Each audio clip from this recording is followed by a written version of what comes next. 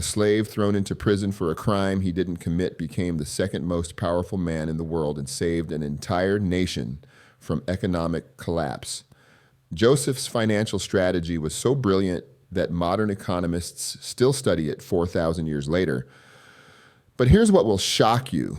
The same principles he used to rescue Egypt from famine are the exact ones you need to rescue yourself from debt, build generational wealth, and position yourself to bless others during their hardest seasons. Right now, 78% of Americans live paycheck to paycheck. Credit card debt just crossed $1.2 trillion. Meanwhile, financial advisors charge hundreds per hour to teach strategies that Joseph laid out for free in Genesis chapters 37 through 50. What if the blueprint for financial security has been sitting in your Bible this entire time? Joseph's story starts with betrayal.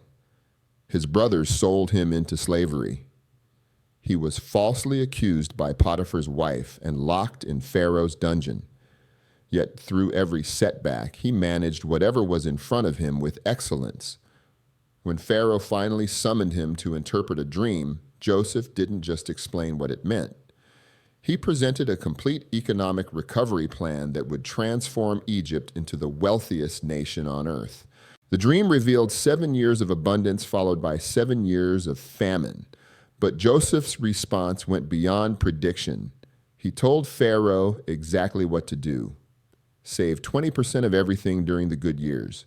Build storehouses in every city. Organize a distribution system. Create an administrative structure that could handle the largest wealth transfer in ancient history.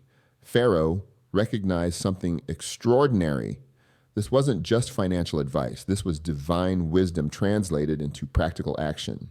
Genesis 41, verse 39 records, Pharaoh saying, "There was no one as discerning and wise as Joseph, and he placed him in charge of the entire palace with only the throne itself ranking higher." What happened next changed everything. During 7 years of unprecedented prosperity, while everyone else was spending and celebrating, Joseph was building. He stored grain like sand on the seashore until it was beyond measure. Then the famine hit. While surrounding nations starved, Egypt thrived. People from every country came to buy grain from Joseph because the famine was severe everywhere. This wasn't luck. This was strategy. And buried in this story are 9 financial lessons that will transform how you think about money, saving, and the purpose of wealth itself. Lesson number 1, all financial wisdom comes from God. When Joseph stood before Pharaoh, his first words were critical. He said in Genesis 41, verse 16, that he could not interpret dreams, but God would give Pharaoh the answer he needed. Before Joseph discussed economics, agriculture, or administration, he acknowledged the source of all understanding. Most people approach finances as a purely secular activity. They read books, follow gurus, implement strategies, but never ask God for wisdom. Joseph understood something different. Every good plan originates with the Creator. James 1 verse 5 promises that if anyone lacks wisdom, they should ask God, who gives generously to all without finding fault. Financial wisdom isn't about having the highest IQ or the best education. It's about recognizing that the God who owns cattle on 1,000 hills can guide your decisions about the few dollars in your bank account. Joseph depended on God during slavery, during imprisonment, and during his administration of Egypt's economy. That dependency was the foundation of everything else. You might be thinking your financial situation is too far gone for divine intervention. Your debt is too high. Your income is too low. Your mistakes are too many. But Joseph managed Potiphar's household as a slave. He managed the prison as an inmate. He proved faithful with nothing before God trusted him with everything. Start asking God for wisdom about your next purchase, your career decisions, your savings plan. Watch what happens when you invite the Creator of all resources into your financial planning. Lesson number 2, economic cycles are normal and predictable. 7 years of abundance, 7 years of famine. This wasn't random chaos. This was a pattern, and Joseph recognized it. Economic cycles have existed for thousands of years. Markets rise and fall, jobs appear and disappear, opportunities come and go. The 2008 financial crisis devastated millions who assumed housing prices would climb forever. The 2020 pandemic blindsided people who had no emergency reserves. But these weren't unprecedented disasters. They were predictable cycles that catch unprepared people by surprise every single time. Joseph didn't panic when he heard about the coming famine. He planned. He understood that seasons change, and the wise prepare during summer for the winter they know is coming. Proverbs 6, verses 6 through 8 tell us to consider the ant who stores provisions in summer and gathers food at harvest without a commander or ruler. Our economy mirrors Joseph's experience. We just exited a period of historic growth. Now we're facing inflation, layoffs, and market volatility. Those who saved during the boom barely feel the downturn. Those who spent everything are drowning. You cannot control economic cycles, but you can control your response to them. Stop being surprised when downturns happen. Start preparing while you still have margin. Lesson number 3, save 20% during seasons of abundance. This is the Joseph principle that financial planners still recommend today. During the 7 years of plenty, Joseph saved 1/5 of everything Egypt produced, not 5%, not 10%. 20% went into storage before anyone touched it. Genesis 41 verse 34 records Joseph's recommendation to Pharaoh. Let them gather all the food of these good years that are coming and store up grain under Pharaoh's authority to be kept in the cities for food. This wasn't a suggestion for when it felt convenient. This was a mandate implemented immediately. Most people save whatever is left after spending. Joseph did the opposite. He saved first, then allowed people to live on the remaining 80%. That distinction is everything. When saving is optional, it never happens. When saving is automatic, wealth accumulates. Now I need you to do something. Subscribe to Biblical Wealth right now and turn on notifications. Share this with someone drowning in debt who needs to hear these principles. Your one click could change their entire financial future. The 20% rule forces discipline. It creates margin.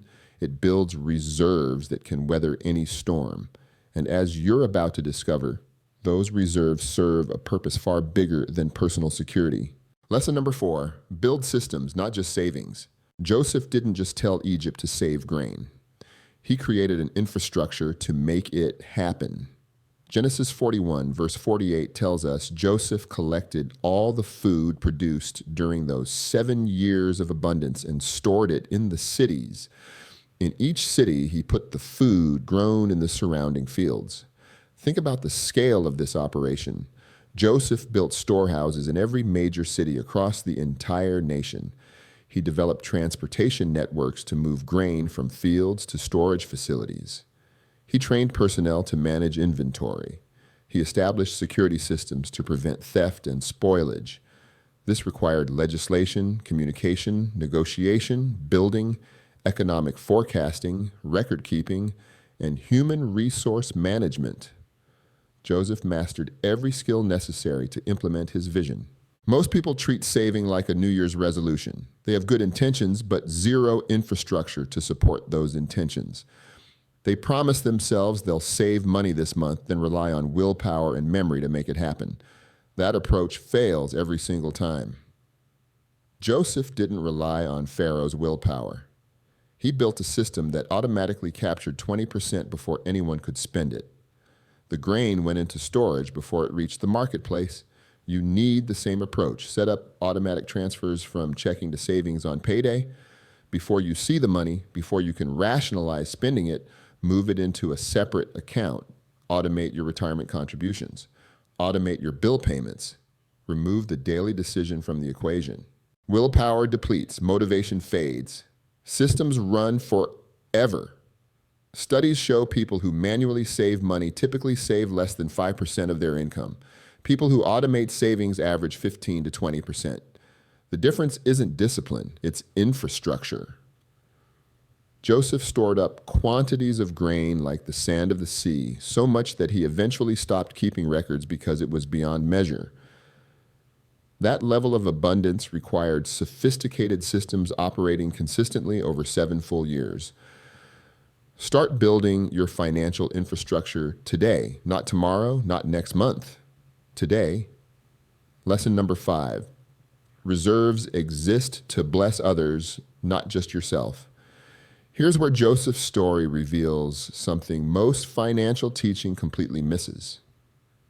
The purpose of saving wasn't self-preservation, it was service. Genesis 41 verse 57 records that all the world came to Egypt to buy grain from Joseph because the famine was severe everywhere. Egypt became the source of provision for surrounding nations who were starving. God gave Joseph wisdom to save Egypt, but his ultimate purpose was saving the entire region, including Jacob's family, the lineage through which the Messiah would eventually come. Your financial breakthrough isn't just about you. God blesses you so you can be a blessing. He gives you resources so you can channel those resources to others in need. When you have margin, you can fund missions that reach unreached people. You can support ministries transforming communities. You can help families escape poverty. You can create jobs through kingdom businesses. But if you spend everything you earn on lifestyle inflation and consumer debt, you have nothing left to give. You become a reservoir with no outflow, and stagnant water eventually becomes toxic. Joseph's reserves created options. When people were desperate, Egypt had abundance. When neighboring nations faced starvation, Joseph opened the storehouses. If you are faithful, wise, and diligent to save a portion of your income, you will have what you need during your personal famine seasons, but you will also have enough to share with those in need. That's the biblical model. Prosperity with purpose, abundance with mission, wealth that serves something bigger than your own comfort. Lesson number 6, timing matters as much as saving. Joseph didn't open the storehouses the moment the famine began. Genesis 41 verse 55 tells us he waited until the Egyptians cried out to Pharaoh for food. When the famine had spread across the whole country, Joseph opened all the storehouses and sold grain to the Egyptians. He waited until Egypt had depleted their own resources before tapping into the reserves. He didn't act impulsively or emotionally. He acted strategically, ensuring the stored grain would last through the entire 7-year famine.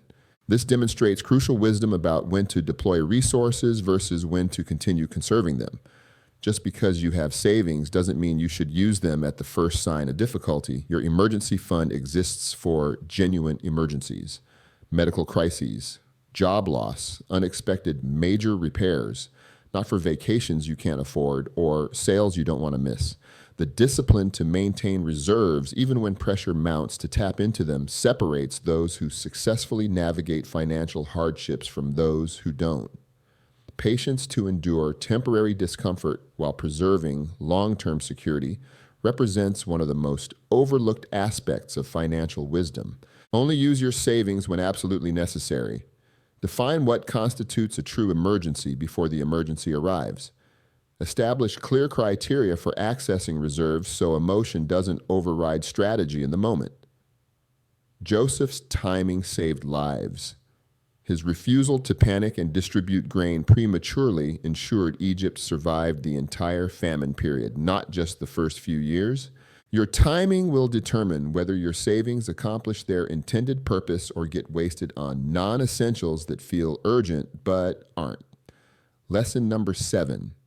Faithfulness in small responsibilities leads to greater opportunities. Before Joseph managed Egypt's economy, he managed Potiphar's household as a slave. Before he advised Pharaoh, he served fellow prisoners by interpreting their dreams. Before he controlled national resources, he proved trustworthy with nothing. Luke 16 verse 10 establishes this principle clearly. Whoever can be trusted with very little can also be trusted with much. And whoever is dishonest with very little will also be dishonest with much. Joseph's journey proves this pattern. He was faithful as a slave, so God promoted him in Potiphar's house. He was faithful in prison, so the warden put him in charge of all the prisoners. He was faithful with interpretation, so Pharaoh entrusted him with the entire nation. You cannot skip steps in God's financial plan for your life. If you want to manage $100, prove you can handle 10. If you want to oversee thousands, show excellence with hundreds. If you want financial influence, demonstrate character when nobody's watching and you control almost nothing. Too many people are praying for big opportunities while mishandling small ones. They want the promotion but show up late. They want the raise but do mediocre work. They want investment capital but can't balance their personal checkbook. God doesn't work that way. He tests you in the minor leagues before calling you up to the majors. Joseph spent years as a slave proving he could manage a household that wasn't his. He spent more years in prison proving he could serve people who couldn't pay him. Those weren't wasted years. Those were preparation years. Those were proving grounds where God was developing the character, skills, and faithfulness required to manage a nation. What are you doing with what you have right now? Are you faithful with your current salary even though you want more? Are you excellent in your current position even though you're aiming higher? Are you managing your small business with integrity even though you dream of expansion? Because your next level is locked behind your current level of faithfulness. So what do you do with all of this? Joseph's story isn't ancient history with no modern application. These 8 lessons: save consistently during good times, build reserves that can carry you through bad times, recognize that economic cycles are normal and plan accordingly. Use your resources to help others when crisis hits. Wait for the right timing before deploying your reserves. Prove faithful in small responsibilities before expecting large ones. Remember that God is the source of all financial wisdom. This works. Not theoretically, actually. People who apply Joseph's principles build financial security that survives recessions, job losses, medical emergencies, and market crashes. They have margin when everyone around them is drowning in debt. They have options when others feel trapped. They have peace when financial chaos erupts. But it requires something most people refuse to give: discipline during abundance. Joseph's entire strategy depended on Egypt's willingness to save during the 7 good years. If they had consumed everything during prosperity, no amount of planning would have helped during famine. The same applies to you. If you spend every dollar during your good seasons, you will have nothing during your difficult seasons. If you consume your entire paycheck when money is flowing, you will be desperate when income drops. The choice is yours. You can follow the crowd and live paycheck to paycheck, spending everything you earn and hoping nothing goes wrong. Or you can follow Joseph's example. Save systematically, plan strategically, and build reserves that create security for yourself and generosity toward others. 20% might seem impossible right now, but start somewhere. Save 5% this month. Increase to 10% next quarter. Work your way toward the biblical standard. Small, consistent steps in the right direction will transform your financial future. Joseph saved Egypt because he had the wisdom to prepare. You can save your household by applying the same principles. The question isn't whether this works. The question is whether you will actually do it. Joseph went from a prison cell to managing the wealthiest nation on earth because he understood something most people miss. Financial security isn't about how much you make, it's about how much you keep and what you do with it. A slave with no resources became the man who fed the world during the worst economic crisis in history. That same wisdom is available to you right now, sitting in Genesis chapters 37 through 50, waiting for you to apply it. These aren't theories. These are battle-tested strategies that saved an entire civilization from starvation. Your financial future will be determined by what you do in the next 30 days. Will you set up that automatic transfer to savings?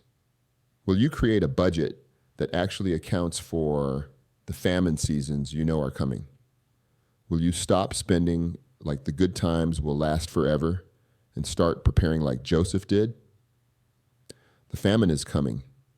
Maybe not a literal famine, but the job loss, the medical emergency, the economic downturn that catches unprepared people by surprise every single time. The only question is whether you'll have storehouses full of grain or empty barns and regret. Joseph's wisdom transformed Egypt from a nation facing death to a nation distributing life. That same wisdom can transform your household from barely surviving to abundantly thriving.